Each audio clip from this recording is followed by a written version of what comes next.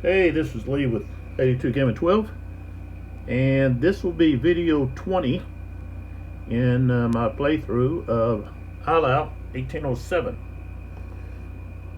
And this just shows the battle field, and we've got a clear day, at least this hour. So we went from snow back to clear, and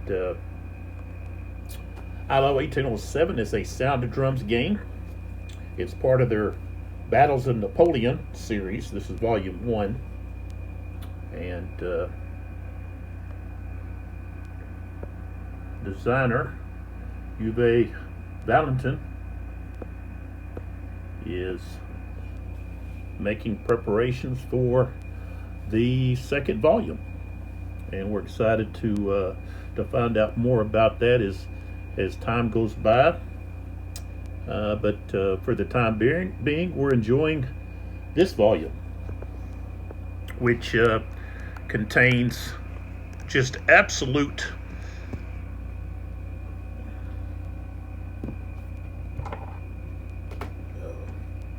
wonderful components.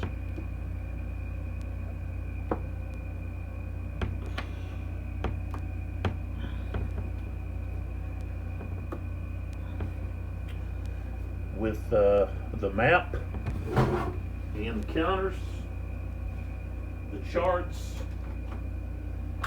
the cubes that we have to use. Just you get counter trays, wonderful markers for keeping track of strength point losses, and Uwe even provides two different variants of loss markers. You have the regular numbers, like so, that you put under a counter, and then you have the which I have them in the, let's see, they're actually in the box. I'll just show it to you. Take just a second to pull those out. There's the other.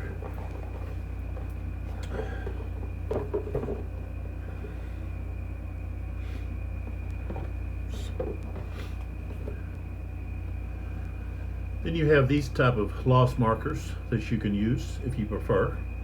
And not only that, but then you get the generic leader counters with just the name, without the image of the individual, okay, which is nice.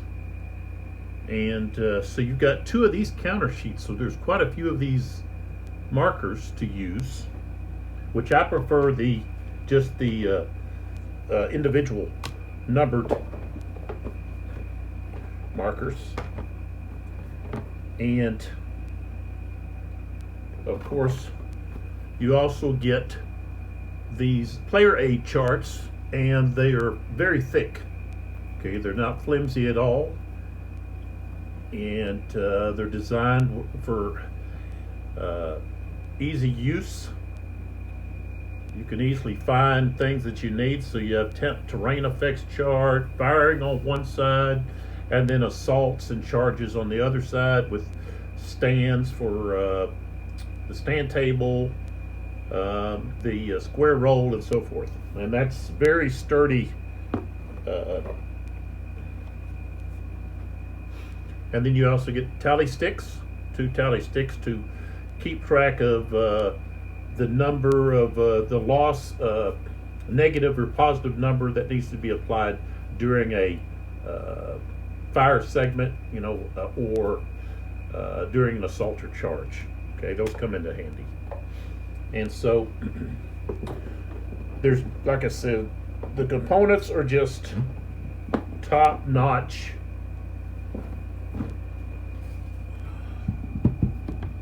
I would say you would have a difficult time finding another game that has better components. I know that they also offered, which I should have taken advantage of, was the mounted board, the mat board mounted. I don't know if you're still able to make that purchase. It'd be nice if you're able to. And I wish I would have purchased that mounted. But this is a map that you could easily frame, hang on your wall, and would be very pleasing. It's just it creates that atmosphere of a snowy landscape when you're looking out on it, and it's very easy to distinguish the different terrain. There's no confusion about what this is and what that is, and as you can see, you've got a lot of area for cavalry to work. There's a lot of flat land terrain for your cavalry to maneuver and look for opportunities to charge. Of course, they can't charge into or out of certain terrain, obstructed terrain, such as villages, of course, and woods. Also, they can't charge into or out of marshy areas. If they go into woods or to a village, the only way they can go into those is by road. So they're not allowed to traverse through woods or through a village unless they're on a road. All right, so I've already taken care of the preparation, the first 4 stages of this 2 o'clock turn. You could also call it the 1400 hour. Game terms, they use 2 o'clock. I know on the videos I put 1400. That's just the military time. So, and we're ready to go. The first cube, activation cube, will be the French. They have the initiative. I believe they ended up with what was it, 22 to 20 was the count, initiative count. So the big dice you may see here, they're just to hold my plexiglass down. They're not there for any other purpose. When we get close to using units in that area, then I try to move them out of the way. So the French want to do is capitalize on, well, they've got 2 different things. And one thing is they want to capitalize on trying to take this village over here. And it's worth 10 army fatigue points. So they could take 10 points away from the Russians, and they get those points for gaining that village. So we've got that. And then the other thing that they have to be worried about, or concerned, Napoleon does, is here on his left flank. He's got Bessieres moving up to help defend against Lestock. Lestock is coming up this road, and he could be a problem. He's got some lancers, dragoons, and of course infantry and a few batteries of artillery. So if I don't move Bessieres with this activation, then possibly Lestock could get activated, and he could come along here and get in here and cause some problems by getting back in here. And Napoleon really doesn't have that much, really any kind of real reserves. He does have Grouchy, but right now Grouchy has a hold order. He's right here with Marat. And he does have Ugaru's 2 divisions, his corps, but they're pretty beaten up.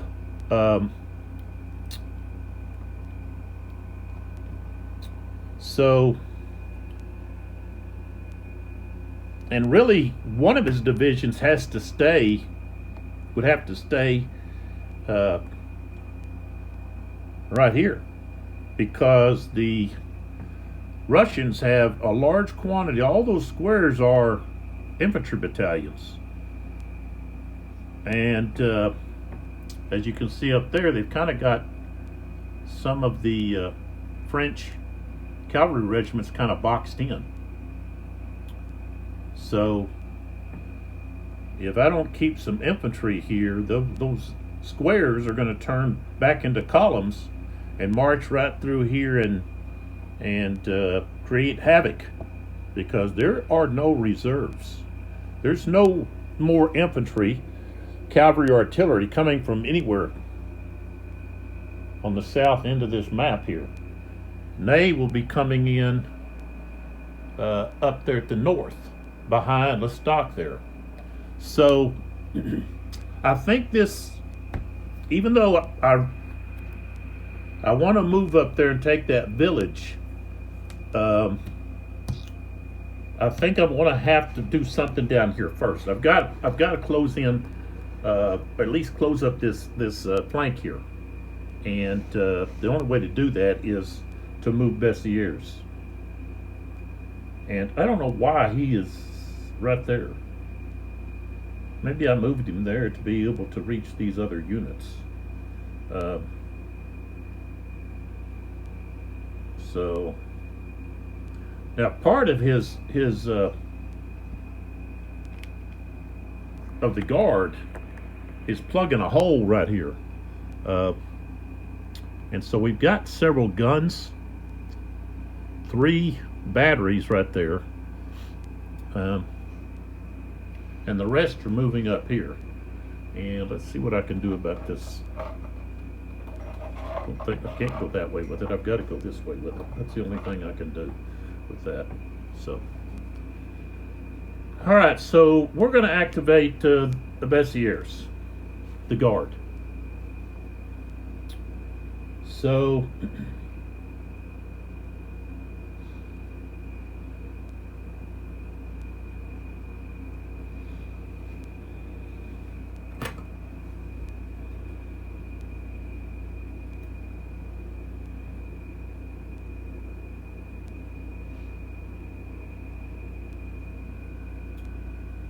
And let's see, I've got quite a few cavalry units that are going to be coming up. See, these guys here are out of command. Can't really, let me put a black. These guys are out of command. 1, 2, 3, 4. Command range is 4 for a divisional leader. And so Bessieres' command range is 4. So if they're out of command, they can move to get back in command. Or you can move your divisional commander, but that's not going to allow them to be able to do anything. So they've got to be within command range. So you want to kind of keep your units kind of close together.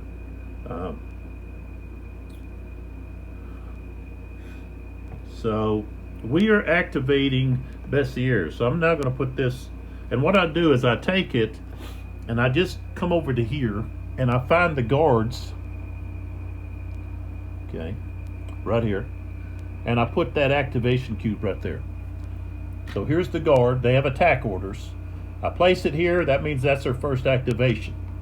The next cube, if placed here, is going to reduce the movement of the units belonging to the guard. Okay, -1 movement point for infantry and artillery, -2 movement points for cavalry. So that's one of the side effects of activating more than once. Okay, you can activate a division up to 3 times. Okay, so I want to move.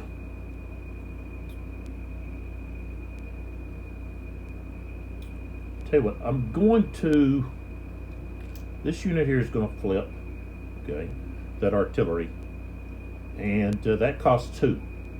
And then this is 3, and then I flip back 4, 5, right there. And this infantry unit is now going to move into there and change the line. In order for infantry and artillery to be in the same hex, they have to have a similar formation. So when the artillery goes to unlimber, the infantry in that hex would have to be in line. And if the artillery is going to be in that hex and they go to unlimber, or no, to limber, which means to be able to move, then the infantry would have to be in column. So if they're going to be in the same hex. Okay, I can't move here, but I do have these cavalry that can move. And of course, these units are all elite. Okay, and this unit here is actually a heavy cavalry unit, and so they get a positive modifier when they're attacking, charging other cavalry. Both these units here. That's a grenadier. Show you in the rule book.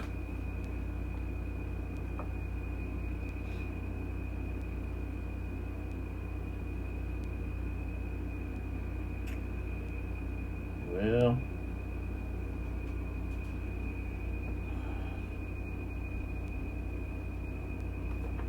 let's see if it's in this one here. I don't think we've changed anything.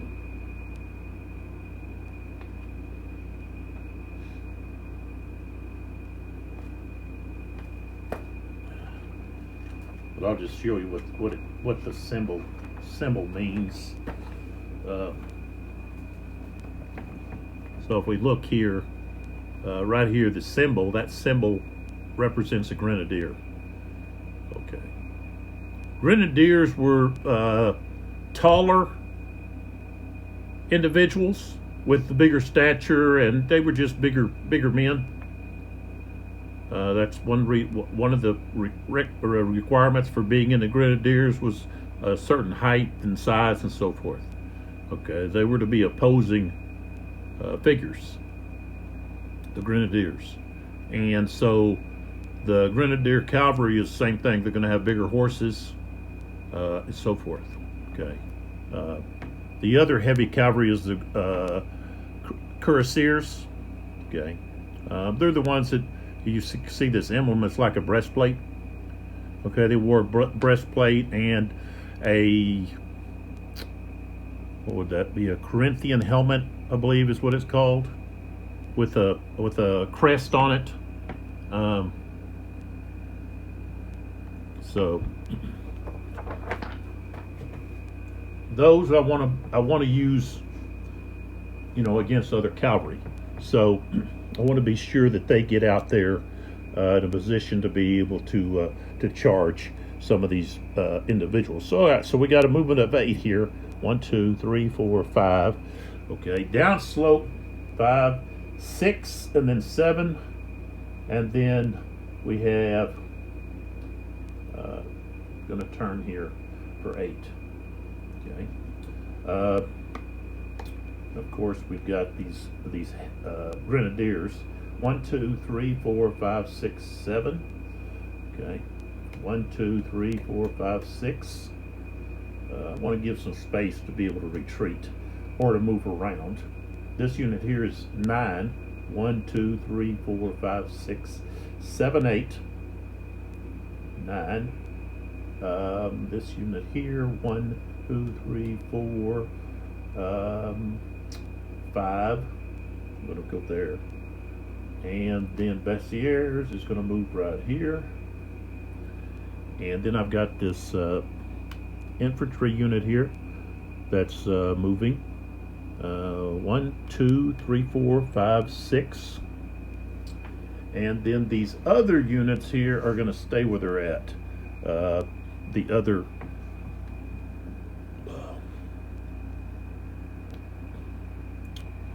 they're actually out of command. And I might have a question about whether,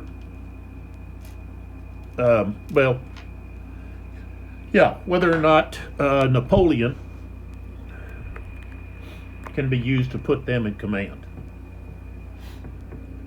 To me, Napoleon would be able to put pretty much any units in command, but specifically the guard. Okay, besides just being the overall, anyone close to him he could put into command, and he might even have maybe a double the normal command range of 4. Maybe he'd have a command range of either 6 or 8. That's just a suggestion. There's nothing specified about Napoleon or even Bennigsen. And I would say Bennigsen as well, but maybe keep his, still at 4. But Bennigsen as well, being able to, moved in somewhere to, move specific units to have them, even if they're out of command of the divisional commander, so forth. Okay. So we're done with that activation. So what do? We pull another one. I'm gonna have to move that light. I think it's the way it's shining. And we have another blue. So the French get to activate again. And I could activate the guard again, but I think they're in a position to probably do whatever they need to do. I mean, I could move them again, or I think I'm going to move up here and take care of the situation over here, which I think I'm going to have to. Let's just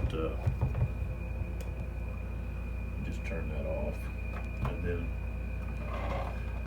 I may have to move this. Let's see if I move it over this way a little bit. That way we can.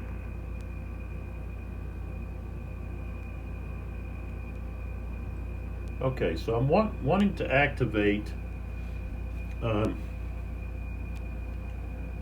Houdin,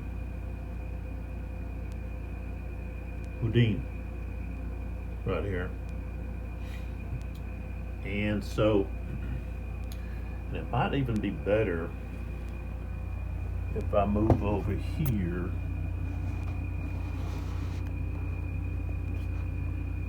Pull back a little bit.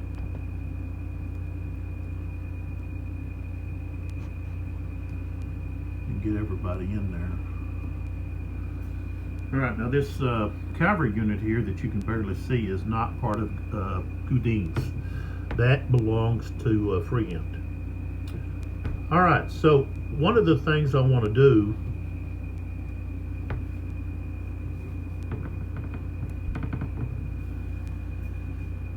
is I want to take this village, and so in order to do that,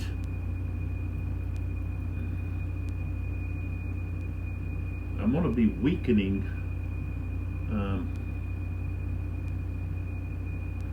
a few areas, but I'm going to start by moving this square down here in below this crest, and let me check. I got to check about that.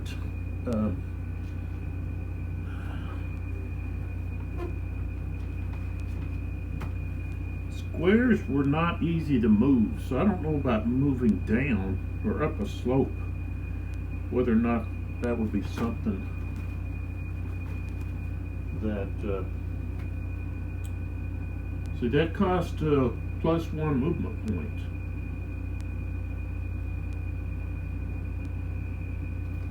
But I know that you can always move 1 hex, but still let's just take a look and see. I know that you can't move into obstructed hexes when you're in a square. Yeah, may only move one hex, is very vulnerable to enemy fire, but is very well protected against cavalry charges. Thus, a unit in square has 6 front hex sides. Okay.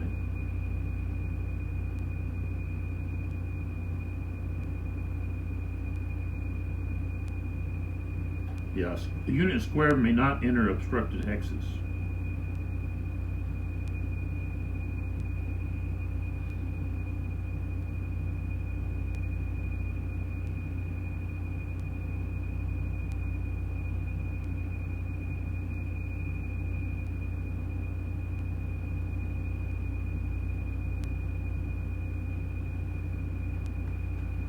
So it doesn't say that you can't go down.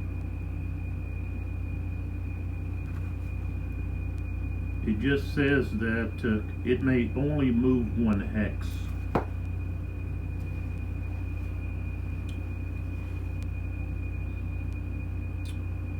But I'm not going to allow them to move up and down slopes. So I'm just going to move him forward right there. Now, when a cavalry unit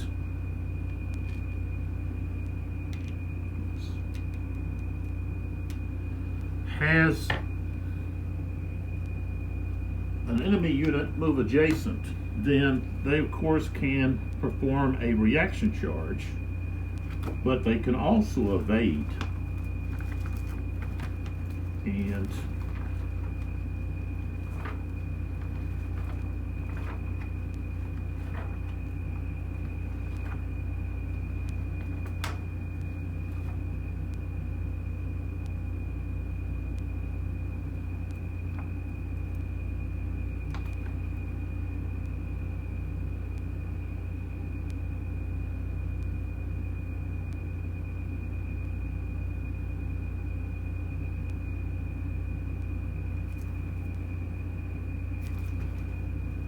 so,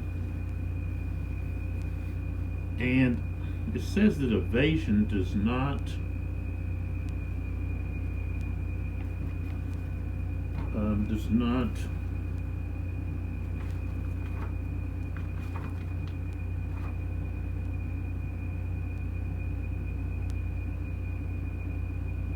oops.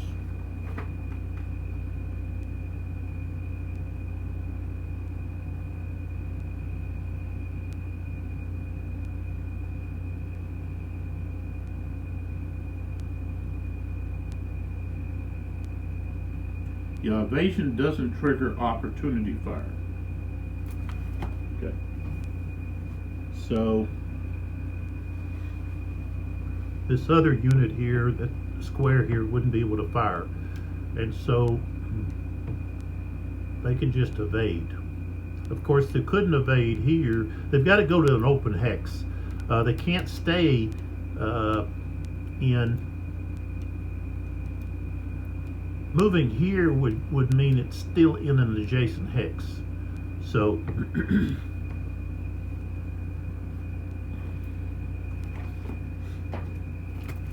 so I'm just trying to clarify the evasion. Make sure I do it right. And see, they retreat one hex. They're not retreating multiple hexes. Now, if that was the only other hex they could evade to, then that's different. And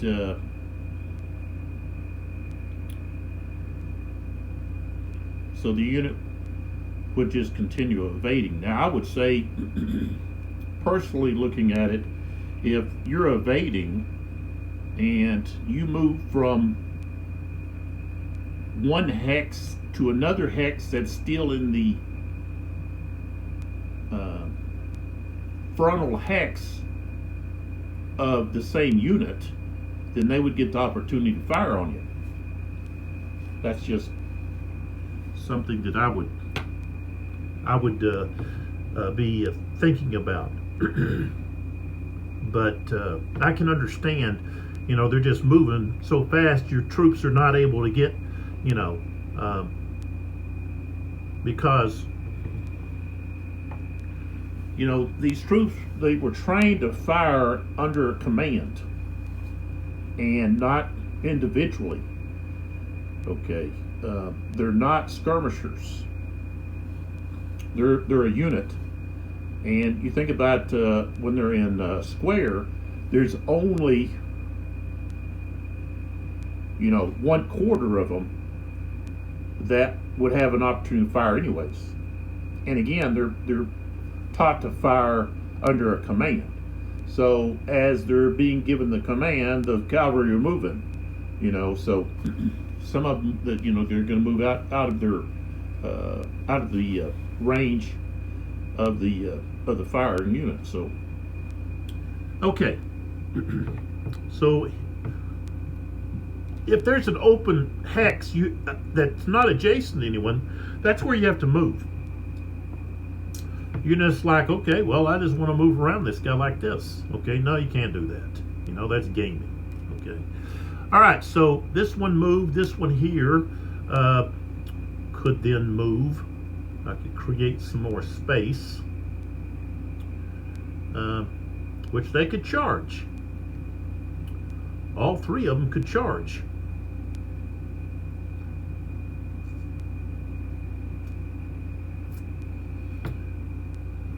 That would be, let's say,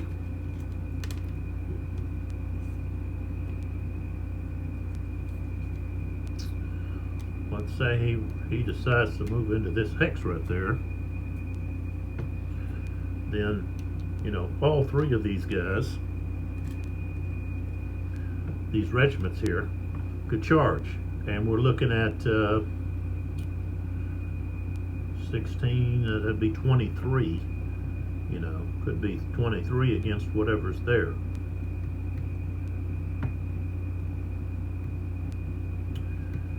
And so that's what you run the risk of, so I think he's just going to stay there. He's not going to move up there just because of the threat that they could opportunity charge or reaction charge, even though that's going to create some serious negative modifiers or actually positive modifiers for the defender. So, even if that was like 4-1, which I don't think it will be, let's see, not very many. I think there's probably got to be at least six strength there. Let's just see what's there. Yeah, 6. So there's a strength of 6. Okay. And what does it say? 23. So yeah, okay, say we got 4-1. That's -3. And then we have a reaction charge by all three of those units. So that's a -3. And then we have they're in the attack order. Being attacked from more than one hex, so that's -4.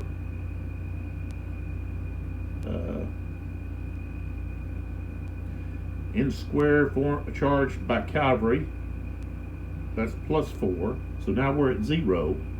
But then we go down through here and we find out, well, they're charging at a short distance, so that's a +2. So it's going to be a +2 to the die roll. So that's a pretty good chance that they're going to be able to hold. So do they move in there and risk that, or do they just stay where they're at? And I think they're just going to stay where they're at. All right. So the other thing is, do I want to? I need to move my artillery up, but when I do, they're going to be vulnerable.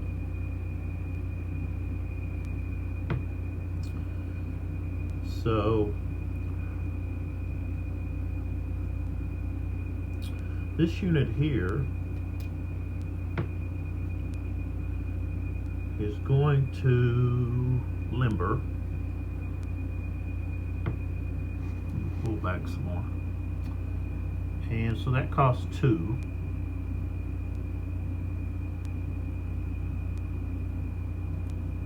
Three.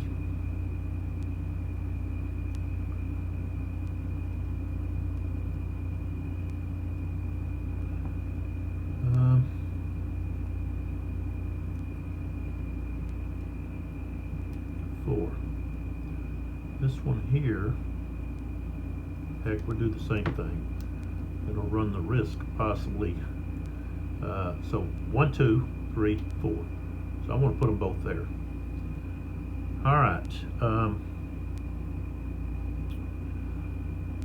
Now I'm going to jump over here.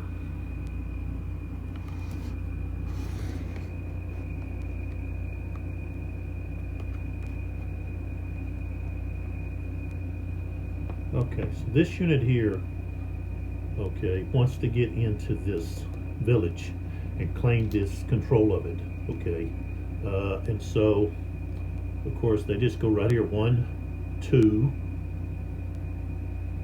3, and why not? We'll just go into here. Now, when he goes into there, he's got to change into the line formation. Even though he's not in line, that's the formation you put him in. Of course, we change that over to French, and that when that happens, we come back over here to the fatigue, and we take a 10 and we place it with the French because they now have control of that village. Now, if the Russians take it back, then we take 1 and give it to the Russians. Okay, because that's what it's worth. There's a negative 10 right there. Okay. All right. So we've done that.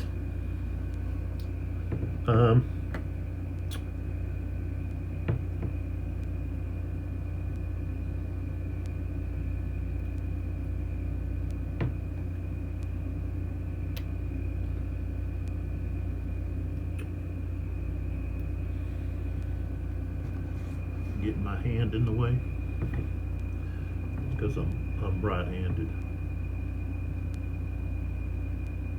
Okay.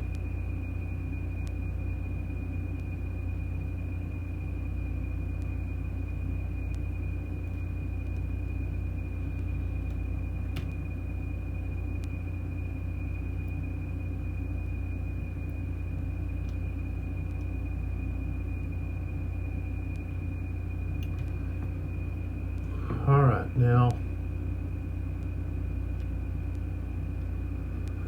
I'm actually going to have these guys here charge assault.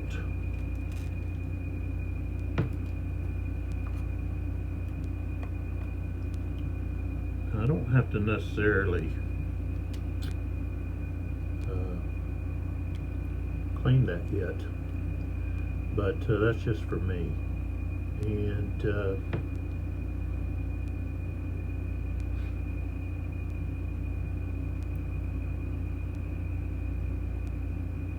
this guy here, he's lost 3.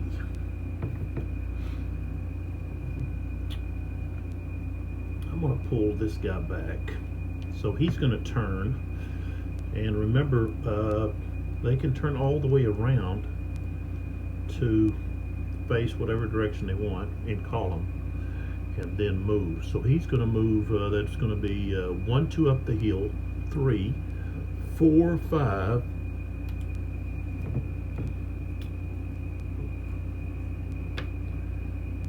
6. So he's going to end up right there. Okay. And now this guy is going to go up the hill, 1, 2, 3, 4. So he's going to go to there, and he's actually going to switch to line. Like right there. And then I'm going to move Dean right there. Alright, so we're done right there, except for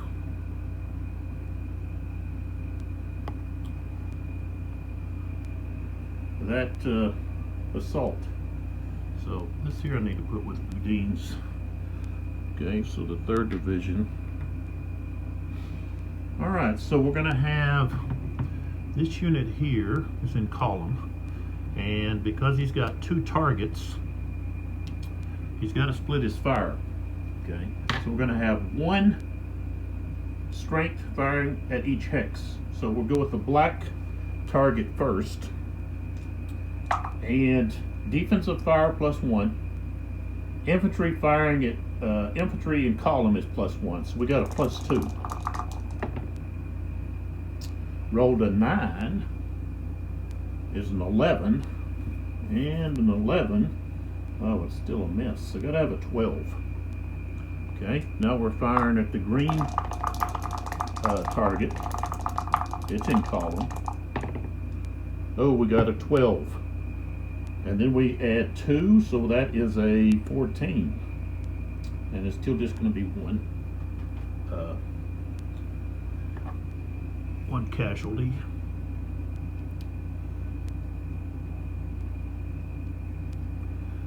Alright, so now that becomes a 3.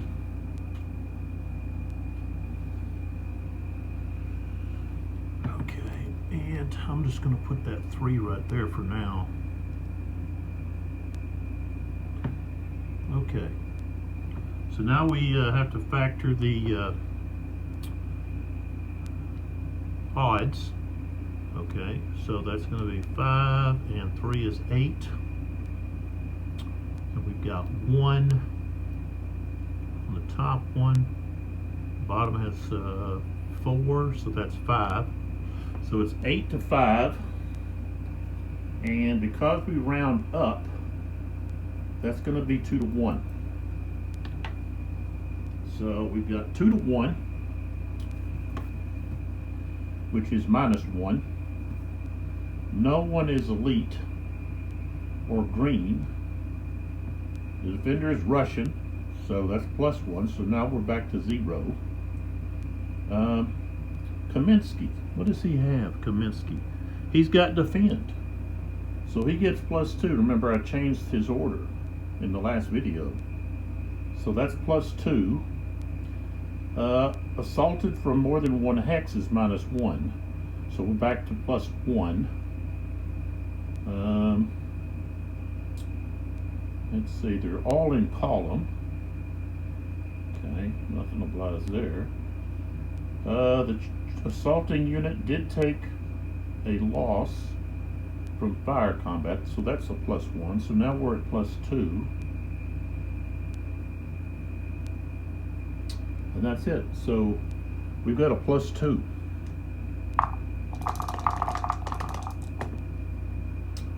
I rolled an 8, becomes a 10, which means the defender holds and the attackers have to take a loss.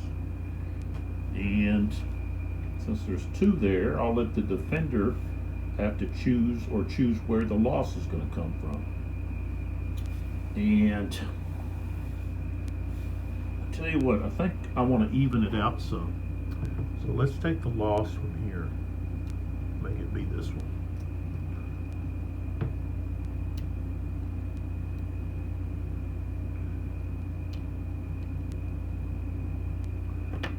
Okay.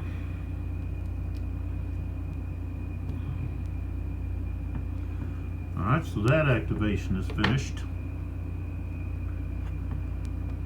I got dark there, didn't I?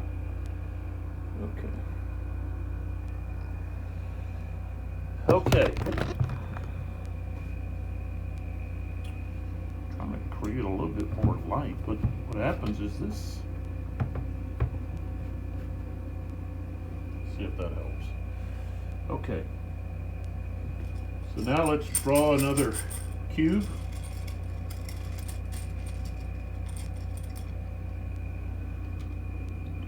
And this one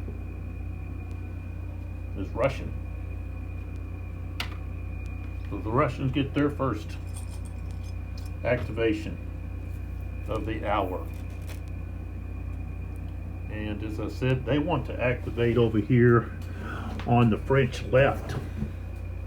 So, and we could possibly have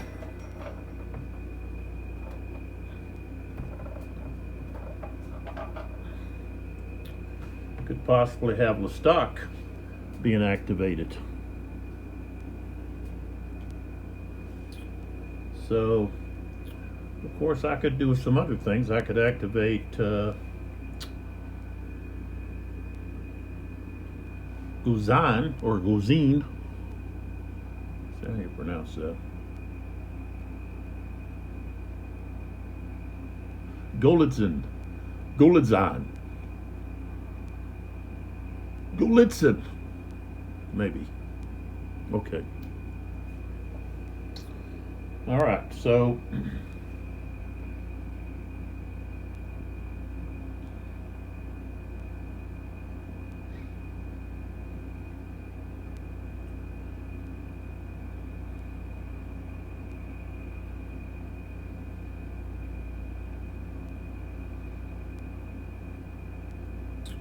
what did I do with the right wing? Oh, they're still in attack too.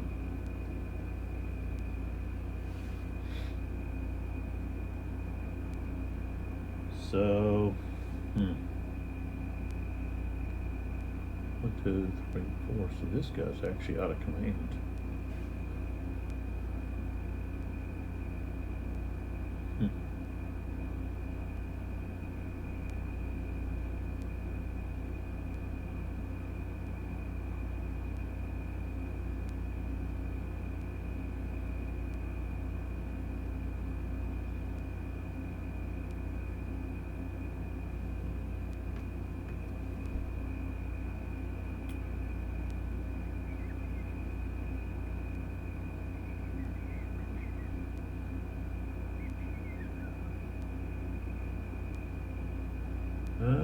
Let's see here. Why don't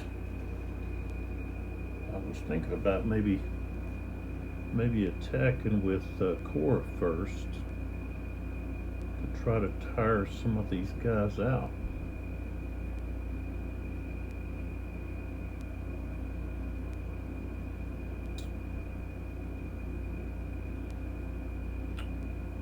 But of course, the Cossacks have to roll in order to attack.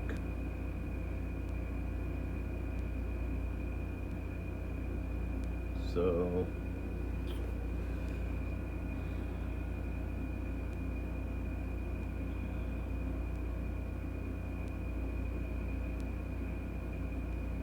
yeah, let's do core first. We're going to do core first. The Russians are going to decide, well, let's hit with core. So we could swing around and give the Russian view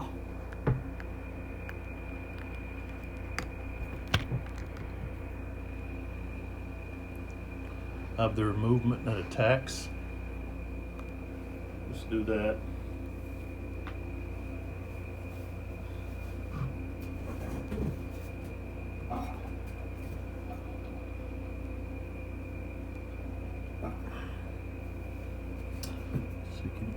Yeah, we can see everybody. All right, so this unit here is out of command. He's out of command range. Core's command range is 4. 1, 2, 3, 4. So everyone else is in command. This one here is not. He's out of command. So now, can he still charge? Well, yeah, he can still charge. It's just an adjacent charge, I guess, or he could attempt to move And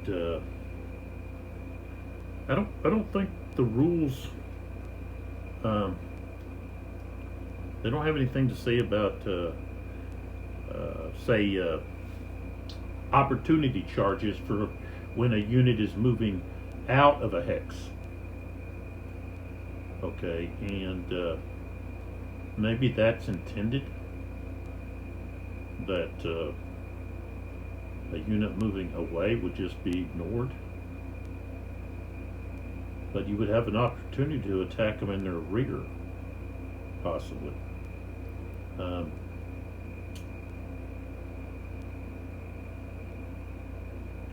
Opportunity fire, it will happen because this is not an evasion. So, and reaction charges are for when a unit moves into a hex. It's not mentioned about moving out of a hex.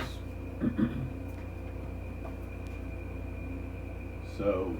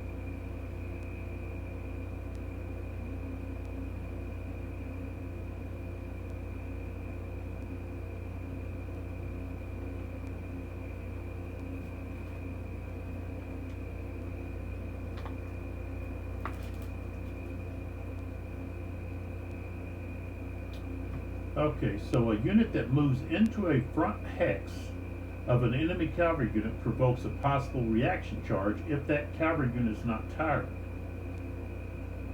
Okay.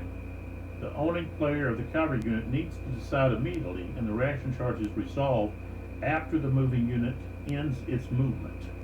Which means, well, it has to stop and entering a hex adjacent to enemy units. So.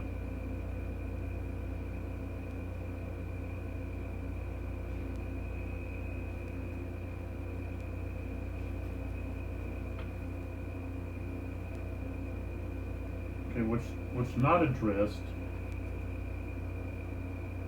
or stated is if a unit moves away from a cavalry unit, whether or not that can trigger a reaction charge.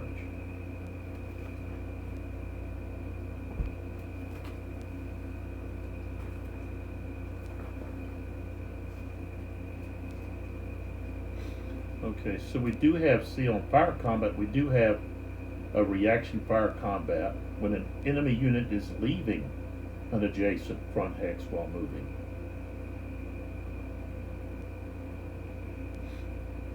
But there's not any kind of fire when you move in. It's just when you're moving away. So maybe the reaction charge is meant just to be when they come in and not when they leave. So I'm not adding. It's not stated that there would be an opportunity charge or reaction charge when someone's leaving a hex. So that may be something addressed later. This could also be on purpose due to the conditions of the terrain and so forth. So I'm going to leave that alone. Just like when a cavalry unit's evading, that there's no opportunity fire. So here we have, but there will be if that cavalry unit, say it wants to move back, to be back in command, then it will be fired upon, because that's not evading, it's moving. So, all right, and put your comments in. Place a comment about whether or not this is something that you think needs to be discussed. Is the I would call it opportunity charge, and instead of a reaction charge. Reaction charge is due to someone approaching you. Opportunity is where they're already close and they're trying to get away, and so that would be like a pursuit. Be doing like a pursuit. You're chasing them. Should that be something that needs to be looked at? Maybe clarified in the rules that yes, you can perform which would be the same thing, a reaction charge. You're charging. You'd have to be fresh, of course. You'd have to be not tired, because you can't do a reaction charge unless the cavalry unit's not tired. So, that's just something to maybe discuss and talk about. So, Corps still has attack orders, and so we want to attack some of these guys, and put some pressure on them.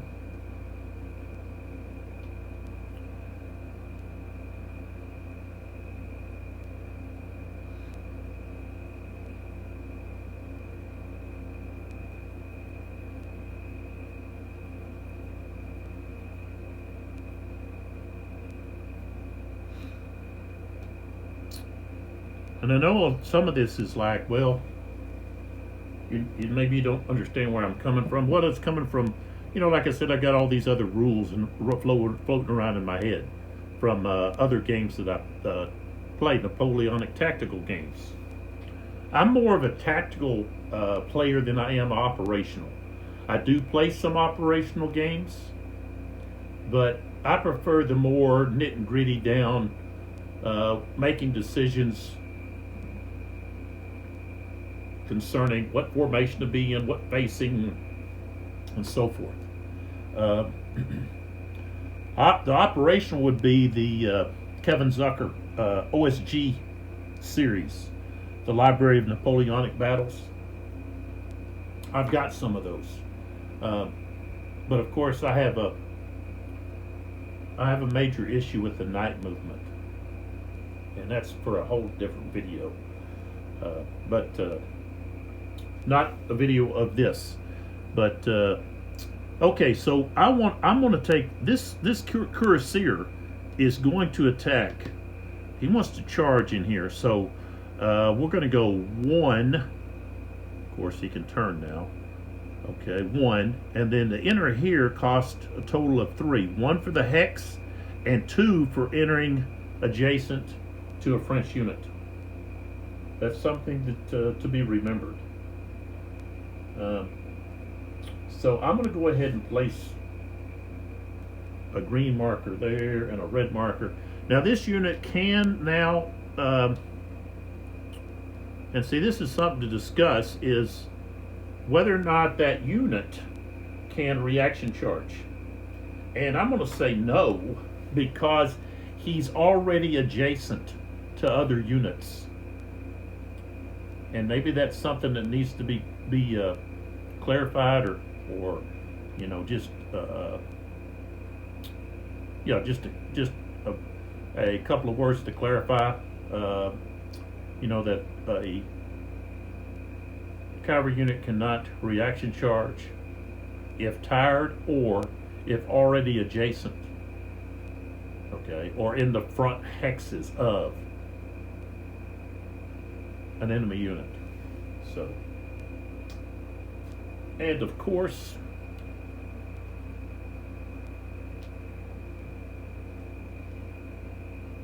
these other 3 are going to charge. And the thing here is, okay, if this unit charges here, then this unit then would be able to charge here. Um,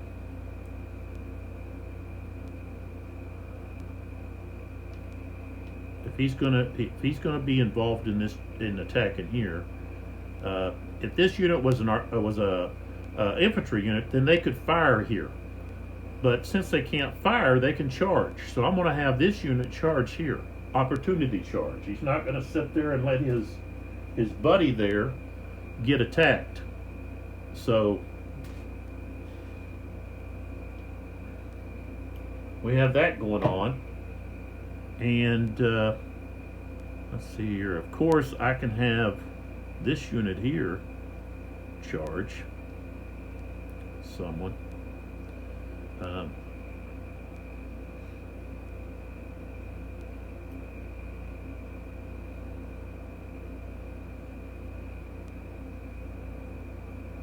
Let's say this guy moves into here, and now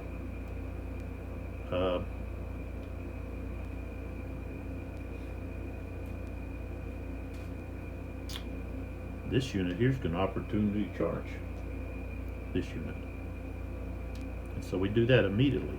This one would be done immediately also. When he decides he's going to charge in here, then this unit, well, maybe I wait until, yeah, I would have to wait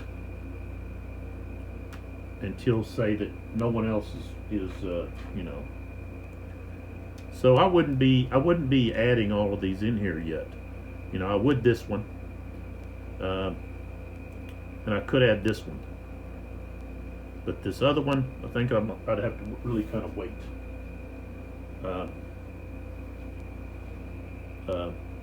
Well, no, I can go ahead and say this one's going to attack this one. Okay, and then I move that one in. This one comes in. And when this one comes in, this one, because he moved into his front hex here, then now he can reaction charge. So this one here is going to reaction charge, so we change like this, okay? And we do that immediately. All right, so we've got 9 against 6, okay? Now that is going to be rounded up. Okay. 3 is half of 6. 9 subtracted, 6 subtracted from 9 is 3. 3 is half of 6, so that's going to be 0.5. So that gets rounded up. So now we have, gets rounded up to a whole number, so now we have 2 to 1.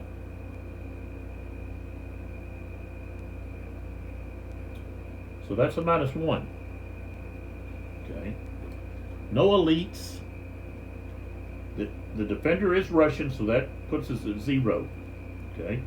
Both have attacking orders. You see, Joseph? Let me hold on here. Oh, he's got hold. Okay, but he can still reaction charge. Okay, so he's at hold, but he's not the defender. Okay. Not charged for more than 1 hex. Not through the flank or rear. And the assaulting unit didn't lose any SPs. They're not the lead or green. They did charge from a short distance, so that's going to be +2. And they're not heavy cavalry against other cavalry. The defender's heavy cavalry, but he's not. He doesn't get that. He doesn't get that. Didn't get that here. Maybe that's something that should be on the defending, but maybe they're not giving the heavy cavalry anything defending, because that advantage would be in their charging. So here they're caught off guard in the fact that the units charged them before they were ready. So.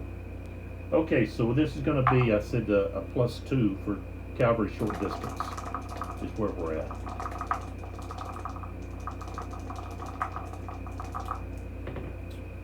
And we rolled a 10, becomes a 12. Okay, so The attacking unit has to take a loss, and they become tired.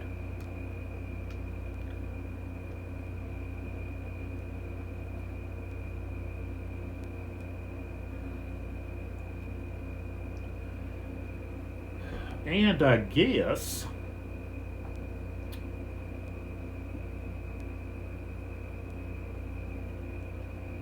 that unit would still be able to, since they weren't stopped, they were successful. And see, there's where you could argue, well, they were approaching the charge. Are they considered tired? They were involved in a charge.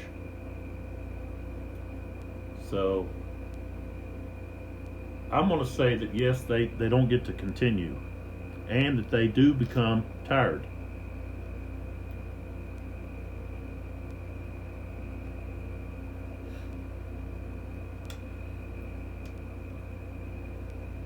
All right, so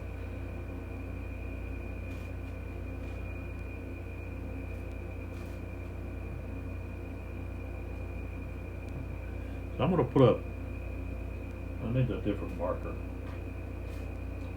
I'll put a gray a gray cube to let me know that they were involved in a charge. Okay, both of those. Okay. All right, so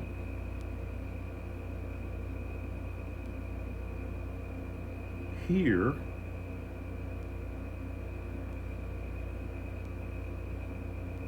what I want to do is he's going to move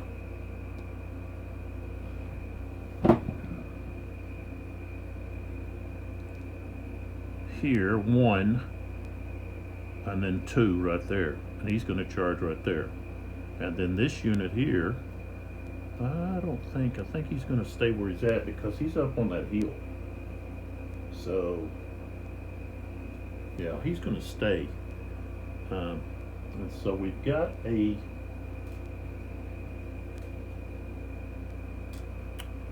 charge here.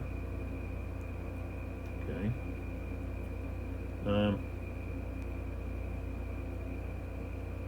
Cossacks, if they're going to charge other cavalry, they have to roll.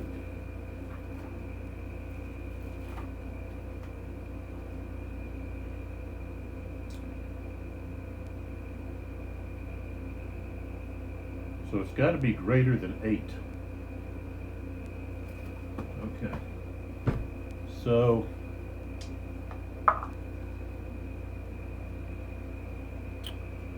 this one unit right there is one to charge. I rolled a 6, so no. All right, let's try the one behind it. 5, no. So neither one of those can charge. They can still move, but they can't charge. The only thing they can charge is other cavalry. They can't charge the front, through the front hex of a artillery or infantry unit. So basically one thing they can do is they can just move up here into this marsh and kind of hold anything from moving through the marsh. So let's see, this unit here, I'm going to move him around. And moving in the marsh, I think is +1. Yeah, so it costs 2. So 1, 2, 3, 4, 5, 6, 7. They go to there. And then core here with this unit. Let's just go ahead and move this unit. Ushers.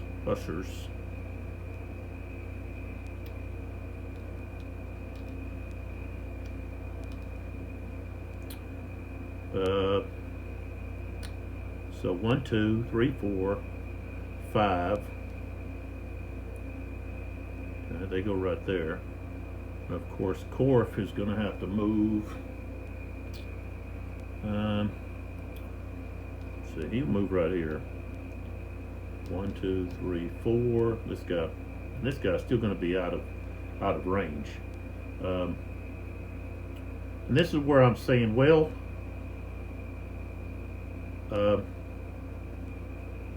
if he moves, these guys for sure could fire on him. But what about these two cavalry units that could pounce on him as he's turning to retreat? You know, they're fresh. You know, that's where the opportunity charge. You know, it would be the same as opportunity fire. However, like I said, when a unit moves into a hex adjacent to a infantry or artillery unit, there's no reaction fire.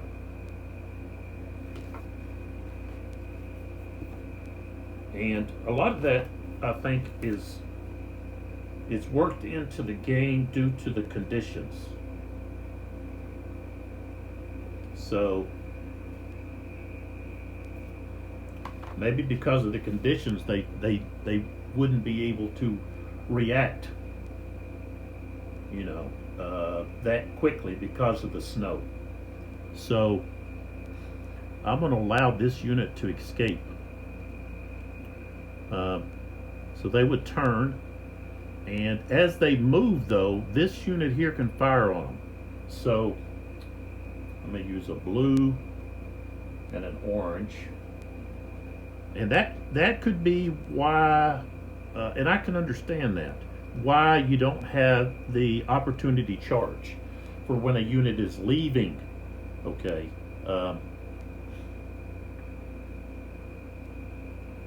Yeah, you could possibly see them getting ready to leave, but you know, you can turn a horse pretty fast. Getting prepared to charge does take a little time to charge as a unit. You don't want to just go charging off on your own. The British were horrible at controlling their mounts. What happened here to my map? What happened here? Okay, just kind of slid a little bit. And so pursuit, they were notorious for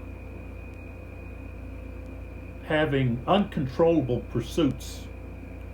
Especially that happened so many times over in the peninsula. At Talavera, they had some that went off into a ravine, and all kinds of stuff happened. So, okay. So I think that I understand why there's not opportunity charges for when you just have some, you know, especially cavalry units, they just turn and leave. So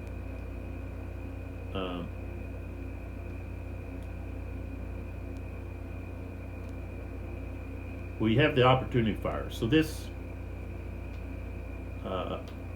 still has 5 strength points square. So they can fire a strength of 2, okay, at this cavalry unit. So it's just going to be straight up strength of 2, no modifiers. 9's, I don't think 9's enough. And remember, this is because there's only a quarter of the strength, you know, available to fire. Okay, so that's a miss. Okay, so this unit is basically retreating. He's going back to get within command range. So 1, 2, 3, 4. Okay, he gets to right there, he's within command range. So then he's going to turn back 5.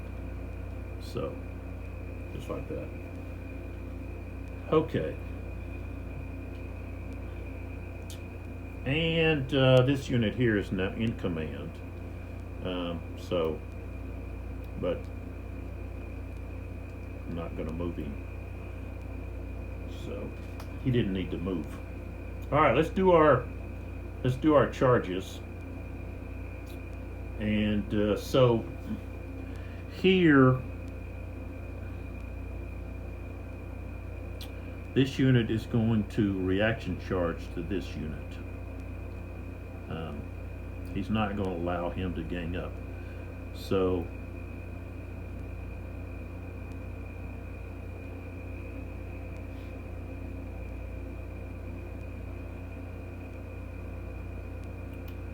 maybe that's something that's just maybe it's something I don't need to do, because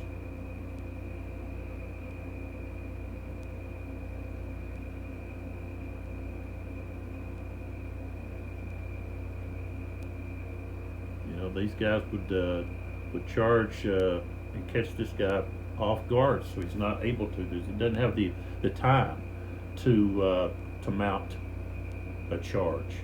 So that's something that's not in the rules. So I'm not gonna add it. I'm not gonna say, okay, yeah, they can, because like I said, it could be because of the conditions. That, we're not talking about clear, hard ground here. This really, I could understand this also in, say, a muddy terrain where there'd been a lot of rain in some of the other battles. That, you just can't react fast enough. So really, in those situations, the attacker has the advantage of surprise, or the unit that's moving, unless they're moving at you. And they're approaching you, then you can, you got time to react. Here, they wouldn't have time to react. The unit was already there. Okay, so here, we're going to go ahead and go here. So this unit's not able. Now, they would be able to reaction charge here because this unit moved in, And so we could have, of course, this reaction charge and then this one reaction charge. They don't have to go together. So I could have done that, okay, but I didn't. So, all right, so we've got 9, okay, and here we've got, so that's 8,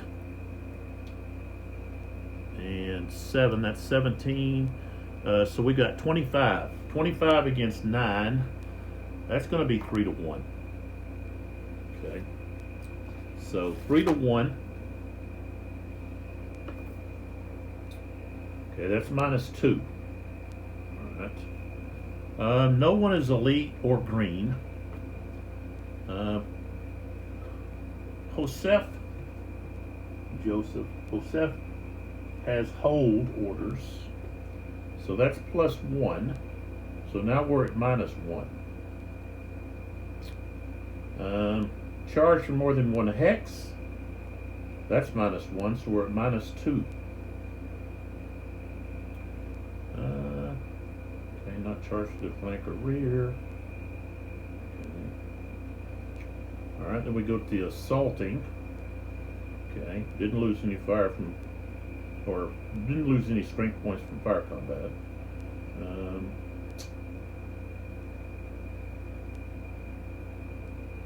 Cavalry is at short distance. Well, we had one that was not.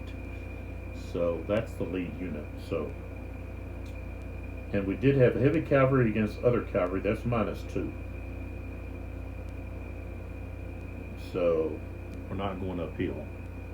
All right, so we've got a total of,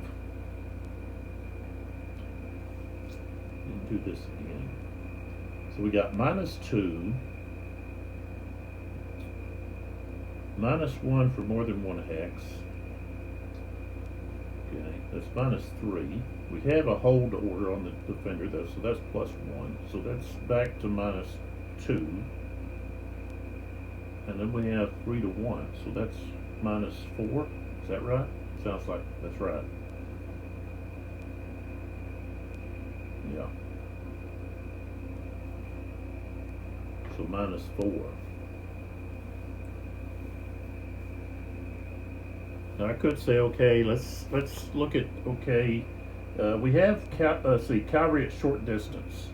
Okay, so we've got a total of, okay, this here is 8. Okay. But then we have, okay, half of the attack strength. What did I say? That's 25. So more than half of the attack strength is coming from short.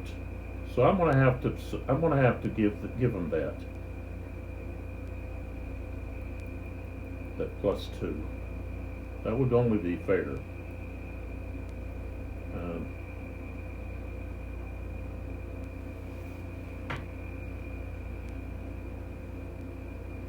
it says modifiers are always cumulative. So we do have cavalry at short distance, and it's more than half of what's attacking them. So, okay, so instead of being minus, what I say, -4. All right, so we got heavy cavalry, -2. We've got cavalry at short distance, that's +2. So now that's at 0. So we go back up here and we've got charge for more than 1 hex, -1, hold, +1, that's back to 0. And then we have 3 to 1. So that's going to be it's a -2.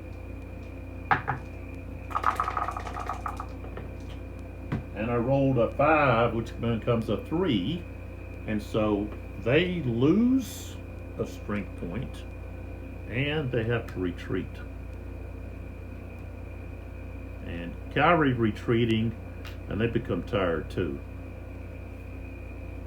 They do not cause stand rolls. So 1, 2, 3. And let's see, of course these guys have to all be flipped over.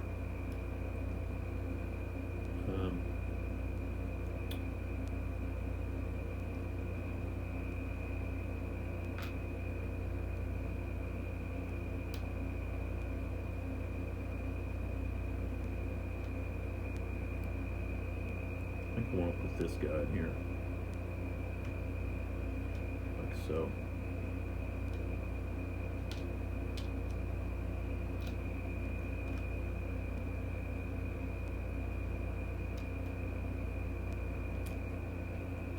I guess you could argue, well, do you have to put the one, the cuirassiers, do you have to put them in there? I would say, okay, if we did not, add in cavalry at short distance, I would say yeah. But since I put that in there, because more than half of the attackers were short distance. All right, so here we can take this off. Okay, the other one we have is this one right here. And this one's going to be uphill. All right, so we've got 6 to 6. Okay, that's 1 to 1. Nobody's elite, but Josef's division is in hold, so that's a +1. And then we move through everything. There's nothing else there. The charging unit doesn't have any, it's not short distance. It is uphill though, so that's a +2. So now we're at a +3. So got a pretty good chance of holding there. Okay, so we've got 6 + 3 is 9. No losses for anybody, but of course no one goes anywhere. And I flipped the defender also.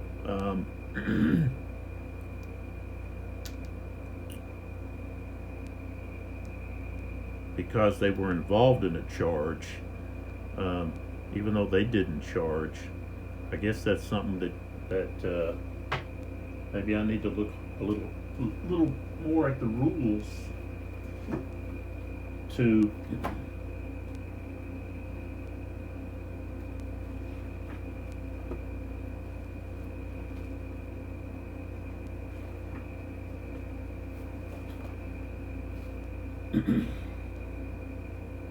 Okay, a cavalry unit that has charged becomes tired. Flip the counter of the regiment to its backside. The unit keeps the same facing. So a cavalry unit that has charged, well, they didn't charge, so I guess you could say, well, they didn't charge. Okay, they weren't forced to retreat. So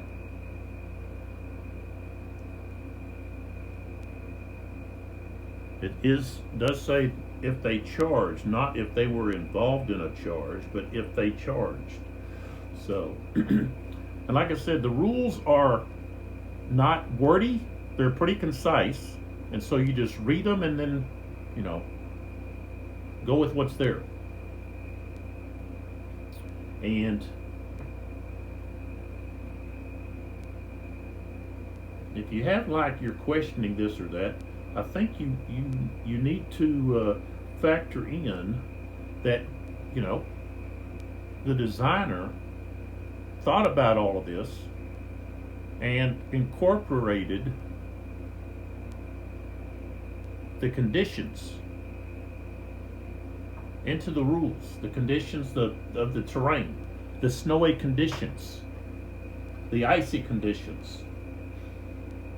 If you've ever been in snow and you tried to move, you're not moving very fast. And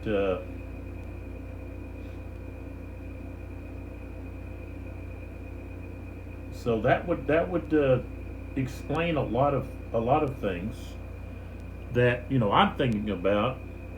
But when I'm thinking about these rules, I'm thinking of just normal conditions. You've got to think, okay, the snow, movement and everything. And I know in the design notes, Uwe talks about how the cavalry may not appear to have that much movement points. And he discusses that it's due to the terrain because of the snow. And that in other volumes, when the conditions are different, the cavalry will have more movement potential. And so you also have to think about, well, what about, talking about opportunity charges, or, think about the fire combat. It's you've got two activation cubes for that. Well, it's you got to think about the weather conditions, precipitation and so forth, and the cold, affecting the muskets, affecting the powder, and so forth. So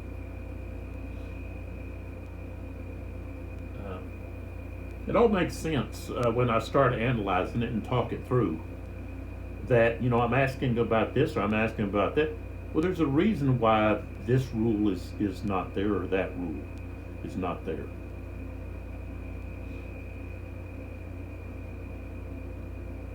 And I think sometimes I jump to conclusions a little too quick and say, well, how come this isn't there? How come this isn't there? What about this? And it's like, well, just play through, and let it sink in, and a lot of it begins to make sense. And I don't have issues with any of the rules, because I'm not the designer, but like I said, I want to throw in all these. I've got all this stuff getting intertwined in my head about different rules from different systems, and I kind of I need to block some of that out and think about, well, why is this rule like this, and think about the conditions that the soldiers were in, and a lot of it begins to make sense. So okay, so not Joseph, but Korf is finished. Let's draw another cube. Let's get this rolling. Okay, it goes back to the French. And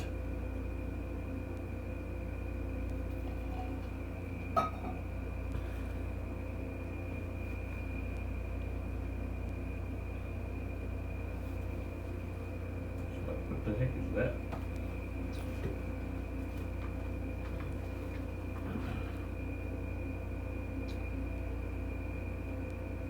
Mamalukes.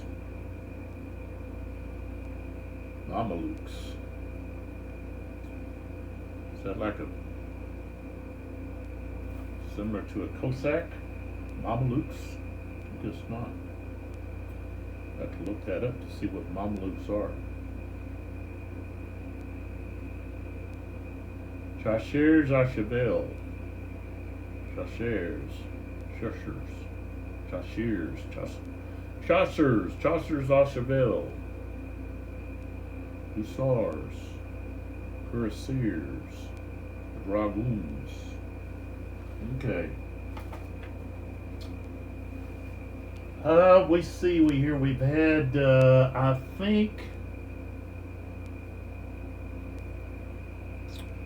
think I want to activate Bessiers again.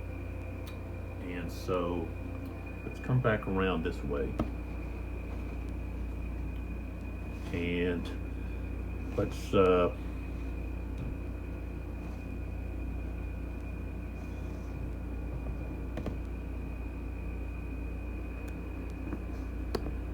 we've got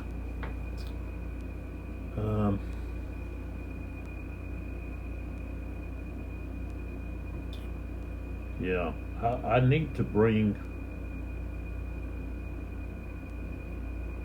I'm gonna move, let's see, can I move this? Yeah. Let's do it that way.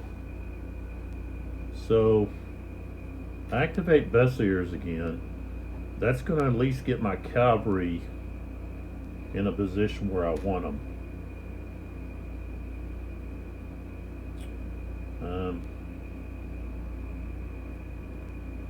So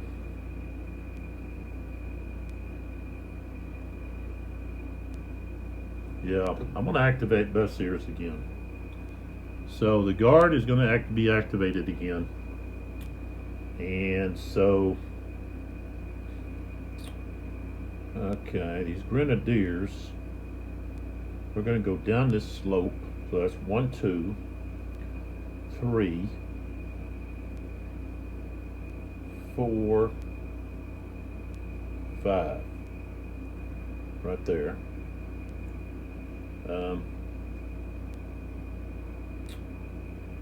Okay, this other, oh, wait a minute, I can't do that. Okay, first off, the second activation, cavalry lose 2 movement potential. So they only have 5.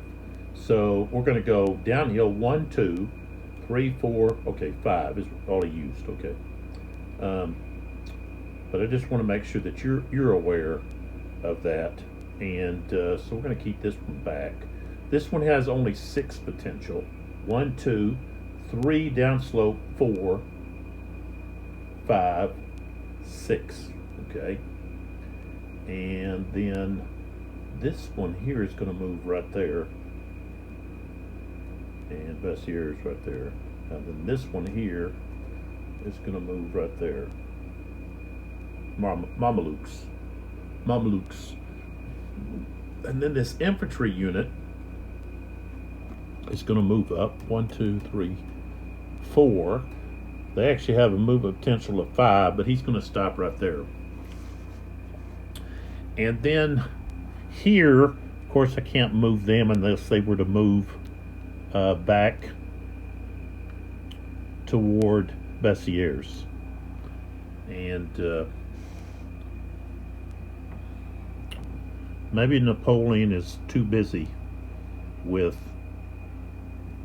the overall command to be able to, focus on individual units. Now I know there were battles in which he would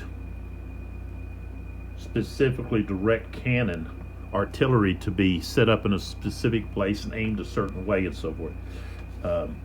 But this battle, I'm not for sure. I'd have to go back and look to see if I can find any evidence of him actually, you know, directing individual troop units, battalions. You know, I could see him, you know, being involved with the guard, maybe, but it's not that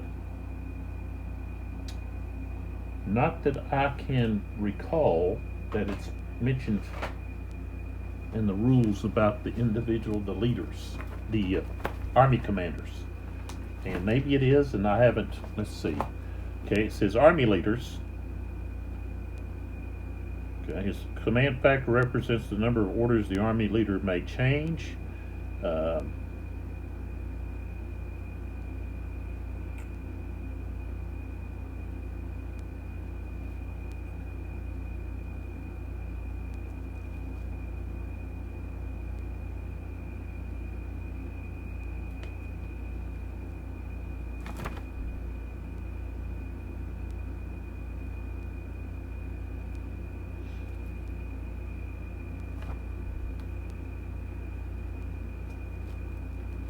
It says a unit must be within 4 hexes of its divisional leader to be considered to be acting under the division's current order. So it can move outside of this range, but if starting an activation out of range and moving, it must do so with the intention to end its movement within the range of the divisional commander. So it doesn't say that the corps within range of the corps commander or the army commander, it's the divisional. So, all right.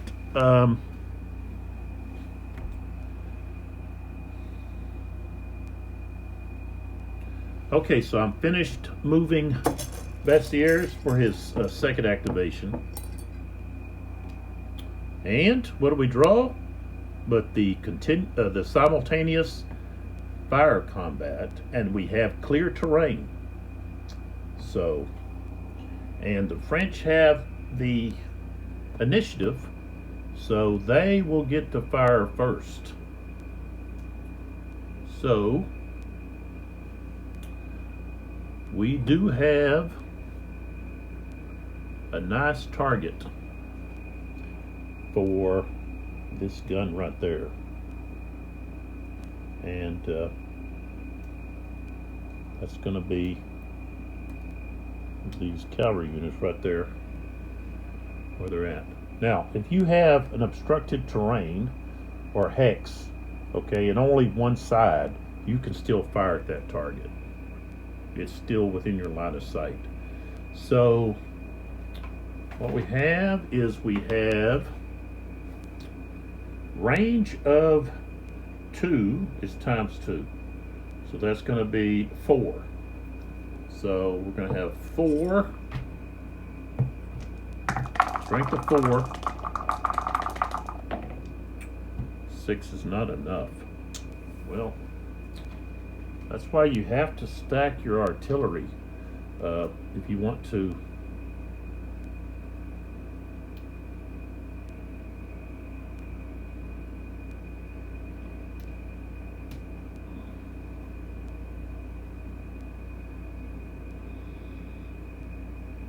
I think it was right there, I think. If you want to be able to create some hits. All right, let's see where the, let's see here. Of course, I need to move Joseph a little bit here so that I know that we got guns right here that can fire. These units here at, below that crest. So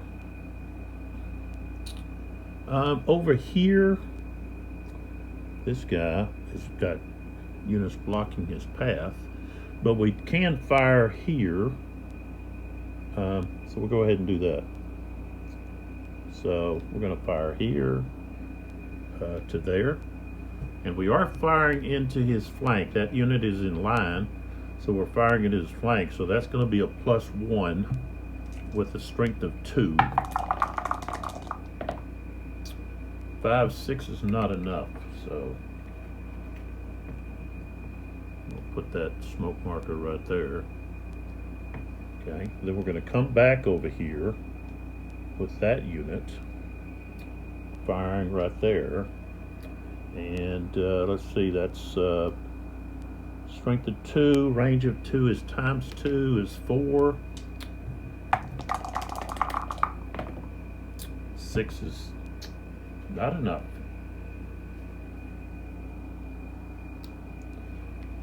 There's not any modifier for firing against cavalry. Let me put that over there somewhere. Okay, let's move back over here again. And we're still firing here, except now we're firing into the front hex, so there's no modifier. So it's just strength of 2. I'm gonna have to have an 11 or 12. 8's not enough. So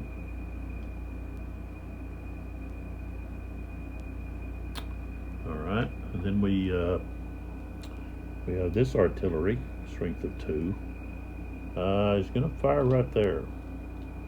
I don't think he can fire here because these units, so he can't fire there though. 1, 2, 3.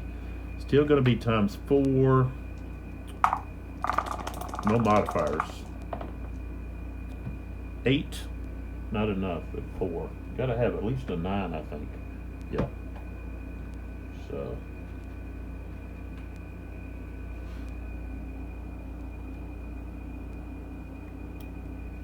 all right. And again, we got firing here. Again, that's in column. Firing against unit in line, so no modifiers. Strength of 2. 10. I don't know if a 10's enough. No, need 11. All right. And well, we can go ahead and put this here. So now we're firing.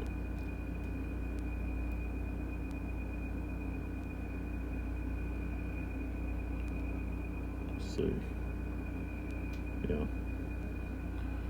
Okay, that unit in line is going to fire at these two. So they've got to split their fire. When infantry has more than one target, they've got to split. So we've got a strength of 4 coming out of the hex. When you're in line, you can fire with a strength of 4, and it's times 2. So 2 strength points against each hex. Orange hex first. The target's in a square, in a column. So that's a +1. So strength of 4, 2 times 2 is 4. 4, 5 is not enough. And then at the red target, same thing, +1. 6, 7's not enough. All right, so okay. So we're done there with these units. Doing their firing. Okay. Okay, so we'll look for some other ones. Okay, and of course we've got where Lavelle is. He's got that unit. Okay, that's in line. Firing at these guys. Okay, so that's a strength of 4 times 2 is 8. +1 because the infantry unit is in column. So 7 should be a hit. 7, no, it's not. I got to get at least an 8. Wow. Okay. And then of course the column can fire back with no modifier. Strength of 2. 7's not enough there. All right, so both of those units are finished.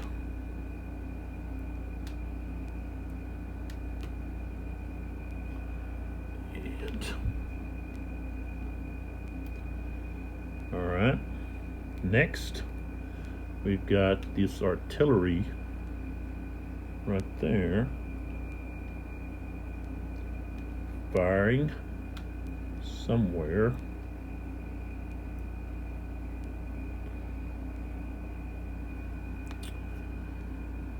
Tell you what, they're going to fire at this unit here in column 1, 2, 3, and there should be, yeah.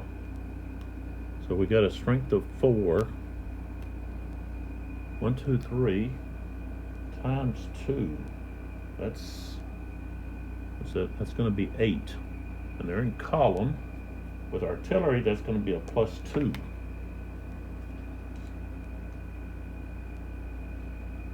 Yeah, +2. All right, so that's 7 plus 2 is 9. And I said that's a strength of 8. Okay, that's a hit. So they take a hit. So now they are at 3.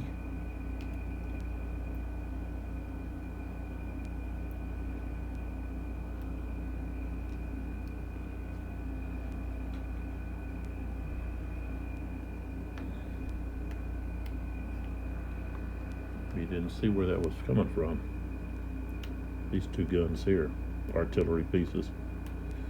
All right. It's not very effective firing at artillery. I guess because they're all spread out.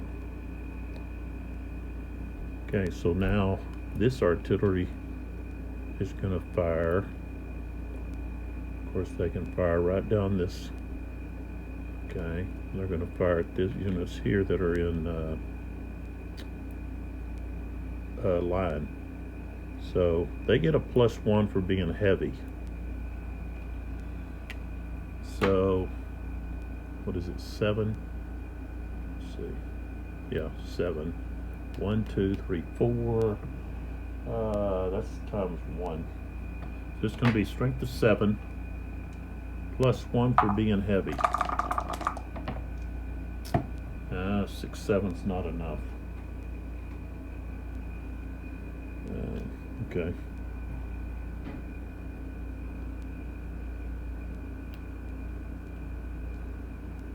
And now this unit and fire at this unit, and he's going to be firing into his flank, which makes him column. So 7, 1, 2, 3, let's see, 1, 2, 3, 4. So 7 +1 for heavy, +1 or +2 for being in column or firing into the flank of a unit in line. 7 becomes 10. So what is the strength is 7? Good, 1 hit.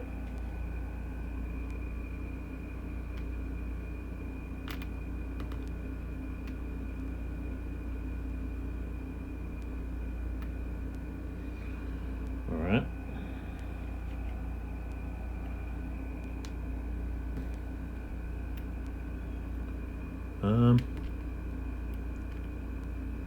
So this unit's fired at that unit. He's in line. Strength of, he still has 7 strength, so that'll be firing a strength of 4 times 2 is 8, and his opponent is in, or his target's in column +1. So that's 8, 9, and I said he's got 8. Yeah, that's a hit. Okay, so this unit takes a hit.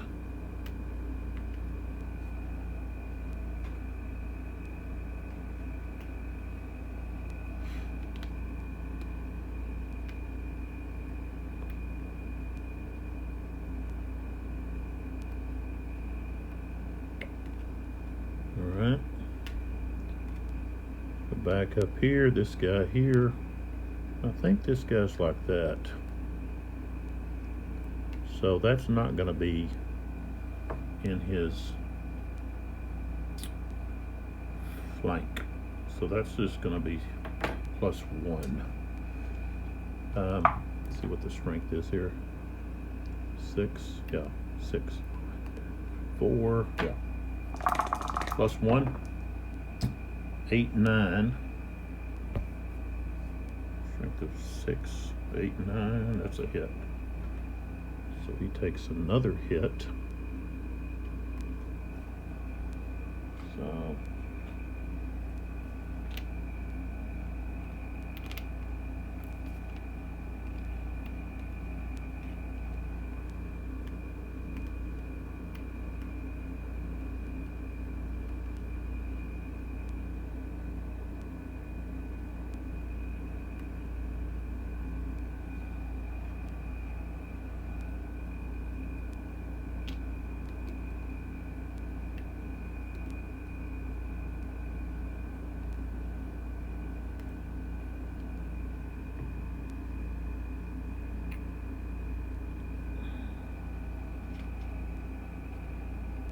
I've already done the fire combat right here.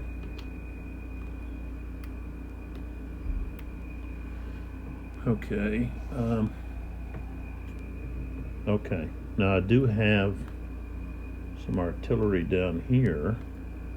That's going to be firing right here. So this is their target.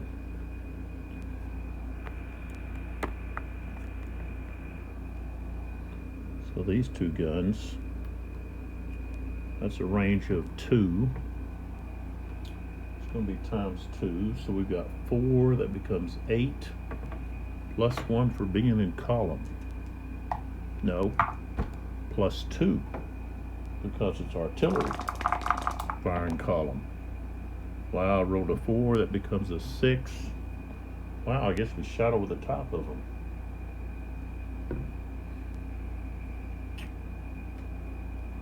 Missed an opportunity to blast some holes in them. Okay, this unit here can do the same thing. Of course, they just have a strength of 4. They still have a +2. Oh, an 11 becomes a 13. Okay, that's 1 hit. Oh, wait a minute, they're already destroyed. They only had 5 to start with. Okay, so they are destroyed, and that means that the Russians lose another gray cube, and so that unit could actually fire on someone else. He's got someone else to fire on. She's got this guy in this village, but I don't think that's going to matter much, but we can try. See, that's going to be 1, 2. So that's be a strength of 4. But he's in obstructed terrain. That's -3. So let's see here. If we rolled a 12, I don't think. Well, we rolled a 9. That's not. That misses. You can still get a hit. It's going to be pretty hard. You'd have to have some pretty strong guns. You need guns like what the Russians have. And then, of course, the firing here is just not effective. There's not even any use of even trying that. So, okay, we've got this artillery piece here to fire at these cavalry units. And it's just a strength of 2. Range is 2, so that's ×2. So that's 4, strength of 4. 5 is nothing. Okay. Excuse me.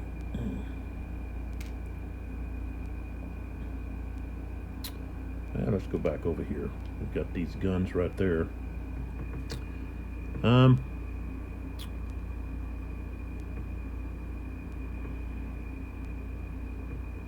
This guy's in column 1, 2, 3. It's going to be a strength of 4 plus 2 for being in column. That's 4, 5, 6 is not enough. Oh, you didn't even see that. Sorry. We were firing with these guns to right here. I rolled a 4 plus 2 is a 6. It's not enough to do anything. All right, next we've got these guns. Oops. And let's see, we've got 8 here. So if we fire here, that's going to be 16. But we can fire, I'll fire the bottom here. So that's 2, range of 2. So that's going to be a strength of 8. No modifiers. I rolled an 8 with an 8. Okay, that's a hit. So they take another hit. The cuirassiers are